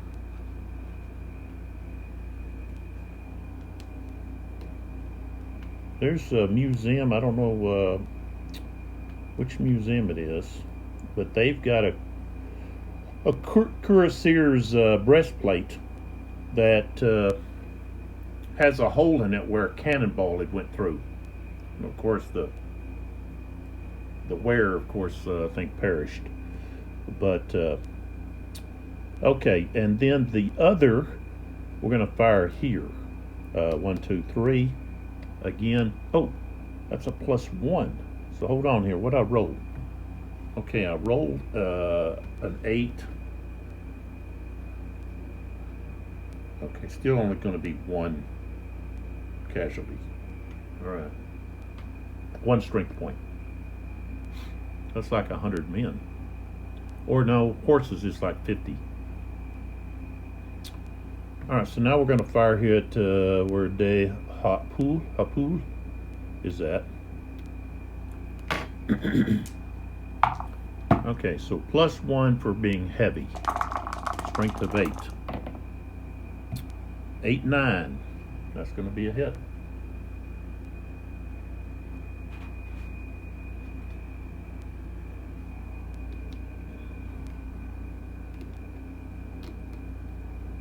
If you were to happen to get a star, asterisk or whatever, on the chart, okay, like right here, or here and here, then you would have to check for leader casualty, whether or not a leader's killed. Which, you know, you go from this 2 and an 8 to the backside to a 1 and a 6. See, we don't get the name, but drastically reduce your commander's abilities. All right, so that unit has fired. And let's see, I don't think I have any other French opportunity to fire here. So we'll move on to this unit right there. Of course, there's 8 there. And you can fire, of course, here again. So 1, 2, 3, 4. I could either fire with a strength of 4 or a strength of 8. Got a better chance of a hit with a strength of 8. And we have a +1 for heavy. Okay, so that's 8, 9. Another hit. That's pretty key against these cavalry units because they don't have a whole lot of strength. They don't have as many. So the more of those that the Russian can take out, the the better it is for them, because number one, those are cuirassiers. Those are the heavy cavalry. All right. And then here I've got those guns that, of course, I can turn, or I can just fire over here. With being clear, I can fire up to 9 hexes.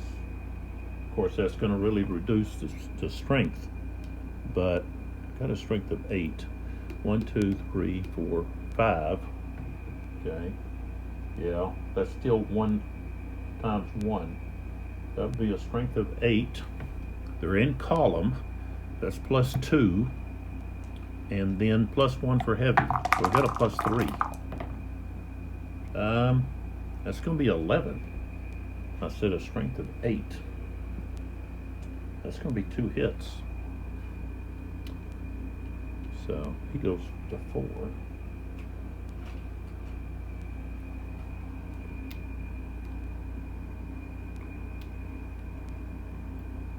He was right there. Okay.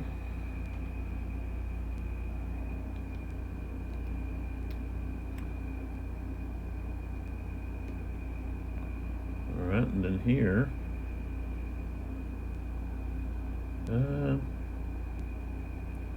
he can also fire there. 1, 2, 3, 4. It's going to be a strength of 2, but he gets plus 2, so pretty good chance of getting a hit. So that's 9, 10, 11. Strength of 2, we got 11. Yep, that's another hit. So he takes another one.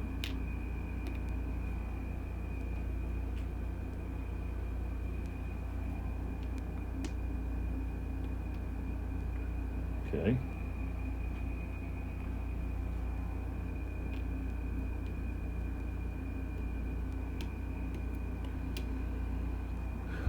Let's move on around. See what else we have.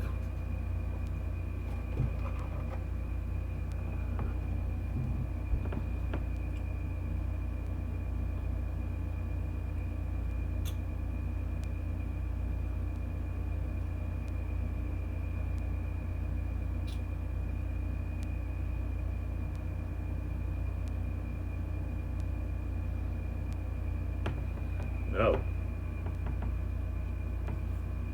Ouch. Well, we have these 2 guns here. See what's here. It's just okay. All right, so this unit here is firing right here.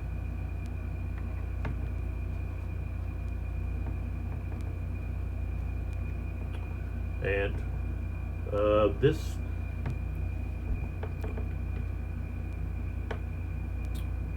unit here might really block his line. Yeah, I'm gonna say this is blocked.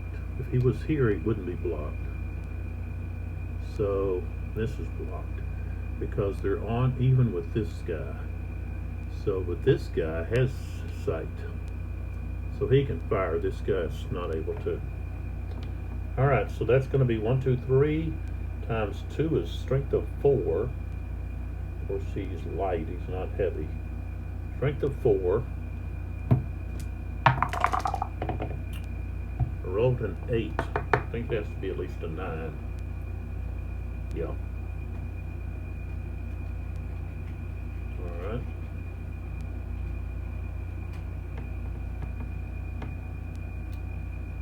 Okay. Now, pull back here. Now we have all this cavalry that's kind of caught in here. This unit here. Now, normally cavalry can evade,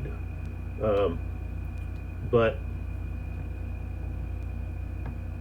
here, this cavalry unit, it can't evade without either stay in a hex adjacent to a unit that's already adjacent to, or moving to a hex and doing the same thing where they're staying adjacent to a hex.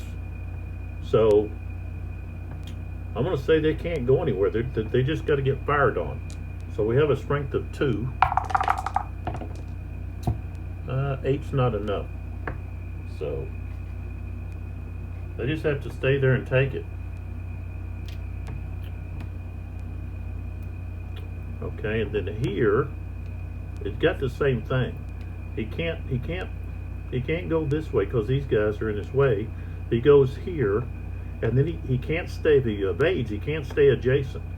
So he would then move adjacent to the same unit. So they just have to stay there and take it.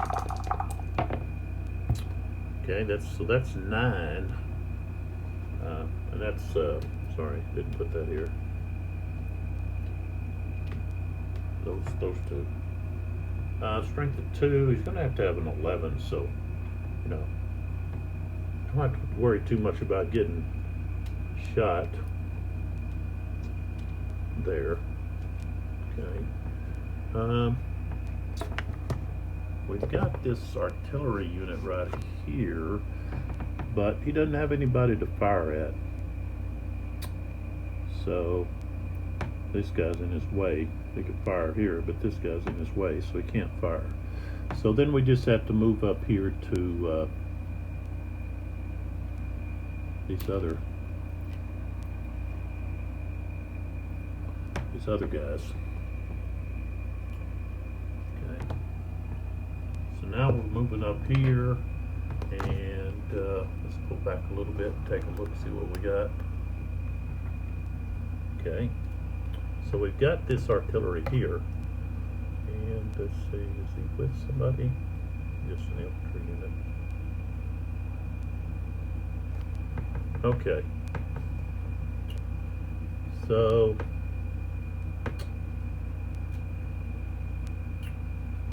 two, 3, 4, 5, 6, or he could fire 1, 2, 3, 4, 5, 6. I guess he'll just fire right here. The range is 6.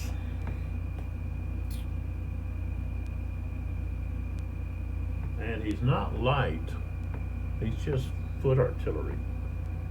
But still, at 6, he's going to be at half strength. So 2 becomes 1, and that unit's in line, so he doesn't get any benefit. Rolled an 8, not enough. So the French have got to master artillery if they're going to have any success with their guns. Okay, that unit there, back there, this unit is limbered. Okay, and so are those 2 up there. These are limbered. This unit's not limbered, but he can't fire there. So we do have that target with this artillery piece. 1, 2, 3, 4. So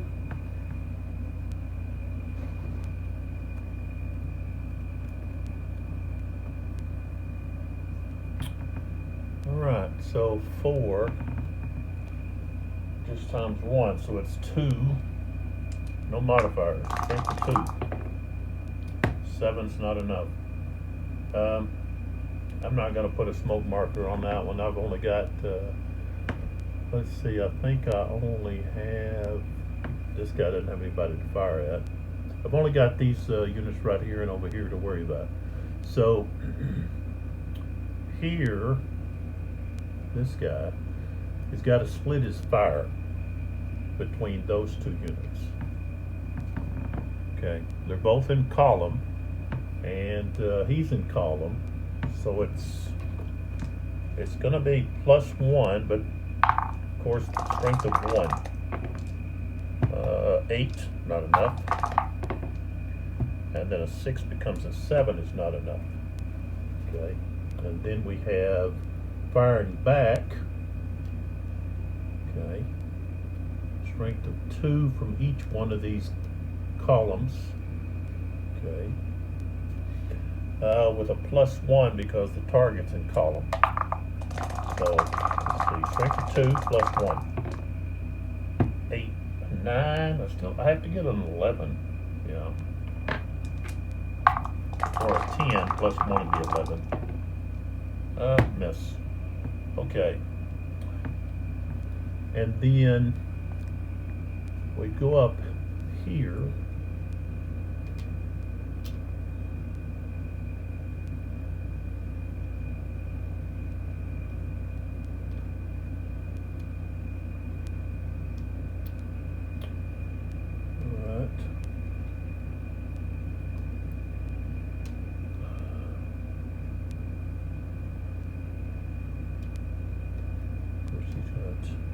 There. Okay, when you're in obstructed terrain, the most strength points you can fire out is 2, and the target's in column, so that's +1. 6, 7's not enough, and of course, firing into obstructed terrain, he's not going to be able to roll high enough, not with the strength of only 2. So that's going to put an end to that simultaneous fire combat, and I'm going to stop the video right there. That'll give me time to go back through and remove all of the smoke markers and begin to plan what's next. And of course, for the Russians, their plan is all over here. They're going to try really hard to cave in the French left with Lestat coming down, and I've got to get him activated. I want to the Russians want to use at least 2 activations with all of their attack orders. So the Russians have only had 1 activation. The French have had 3. And so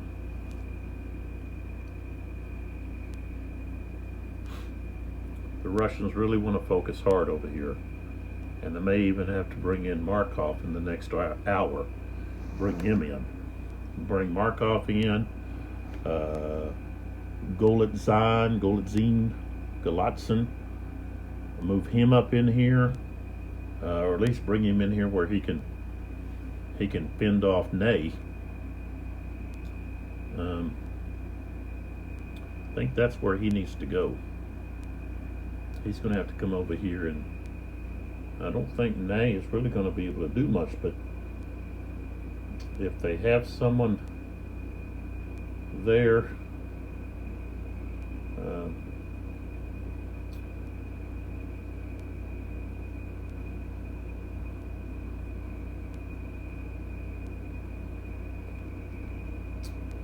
then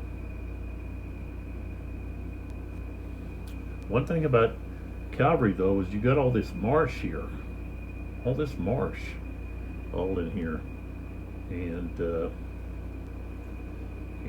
infantry could take advantage of that, but cavalry can't.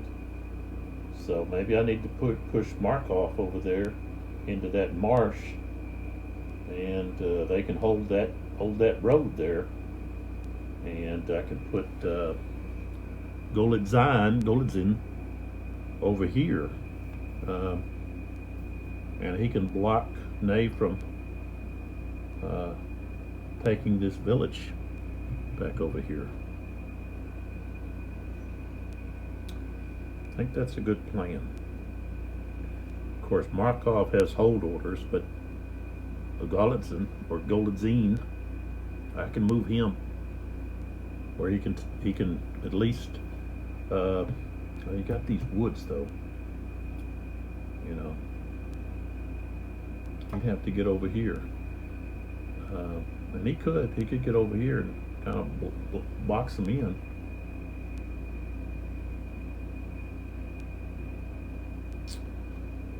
So that's what's going on there. The French, they're kind of like, well, will we just hold on, or what do we do? Like, they really want to hit hard with Devu, but you know, he's facing a lot of cavalry, and if he moves his units up, they're going to get counter charged, reaction charged. So, all right, so I've got to stop and move off all these smoke markers and then see what's going on. So check out Eylau 1807 by Uwe Walentin and Sounded Drums at soundeddrumsgames.com, and so take a look at Chessex, see what they got, chessex.com.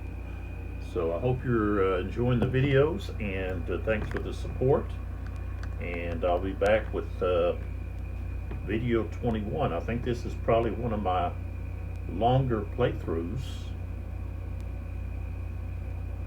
I know that the Julius Caesar one took, I think, right around 20. Seems like most of them take around 20. But this one, I've had a couple of videos that were just mainly based on the first 4 phases of a new hour. And also just, you know, if it's the first time playing it, it is my first time. I didn't play it, you know, on my own before, even did one of the smaller scenarios, so I would be more fluent with what was going on.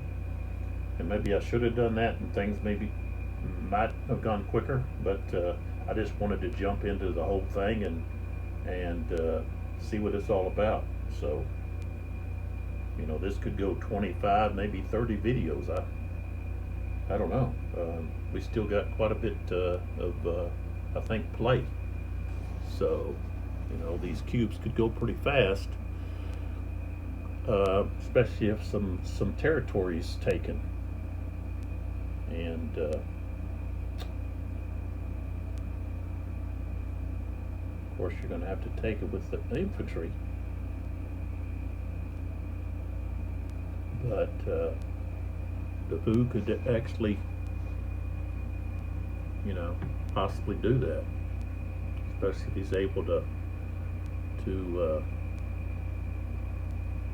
close in here and have one of his divisions not tied up with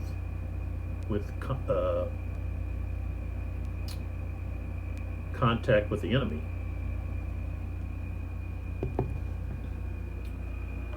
But the center here is pretty much clogged up with all these battalions and square, and you know, there's not much cavalry can do against the squares. So come on back, see what happens, and I'll see you in the next one. Thanks. Bye.